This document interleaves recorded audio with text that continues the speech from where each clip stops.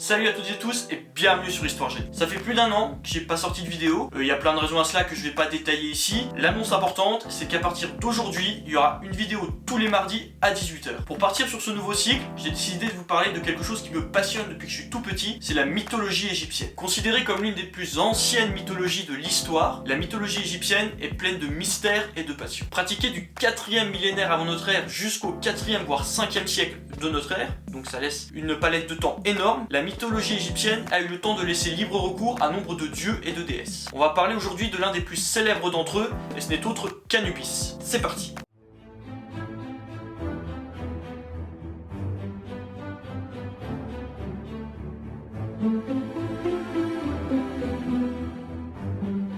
Petit disclaimer, la mythologie égyptienne, comme bon nombre de mythologies dans le monde, elle a plusieurs versions.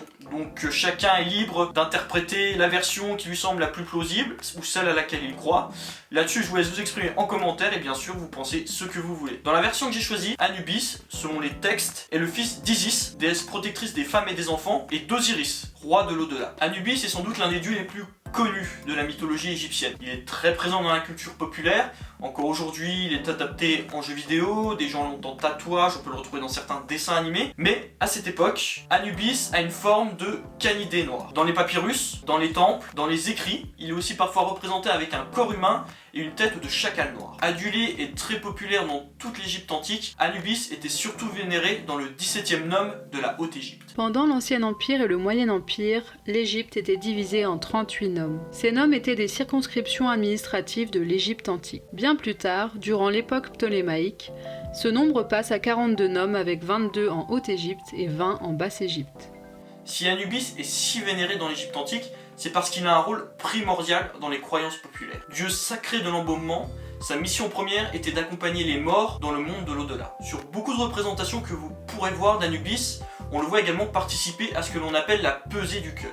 C'est ce que l'on appelle le jugement de l'âme pour accéder à la vie éternelle. Votre cœur ainsi qu'une plume d'autruche sont posés de chaque côté d'une balance. Le cœur, siège de la conscience, de la pensée et de la mémoire, ne doit pas peser plus lourd que la plume.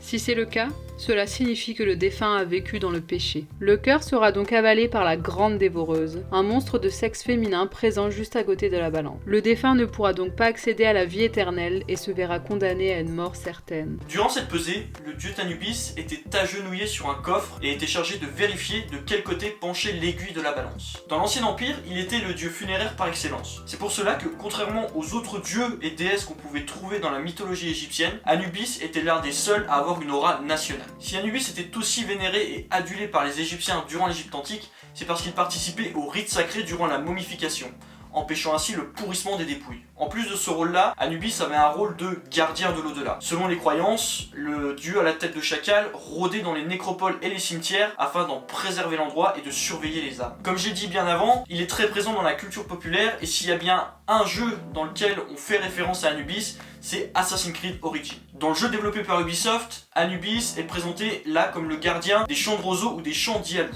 Dans les croyances égyptiennes, les champs de roseaux étaient en fait l'endroit où les âmes justes venaient se reposer. Dans Assassin's Creed Origins, il est donc possible de voir Anubis qui est plus représenté sous une forme un peu méchante puisqu'il faut le combattre, mais on peut le voir en tout cas en train de rôder dans ces champs de roseaux et de veiller sur les âmes qui s'y baladent tranquillement. Divinité très importante dans l'Ancien Empire, il est ensuite remplacé par son père Osiris. Anubis n'occupera plus qu'un rôle de soutien du dieu du culte et des obsèques. Mais malgré cette rétrogradation si je puis dire, il va conserver son rôle important de gardien des cimetières et des nécropoles. C'est la fin de cette vidéo, j'espère à tous et à toutes qu'elle vous aura plu. Si c'est le cas, n'hésitez pas à la partager, à la liker et à vous abonner à la chaîne. Et moi je vous dis à très vite pour de nouvelles vidéos. Salut! Au fait, je vous disais tout à l'heure que j'avais un peu la mythologie égyptienne dans la peau.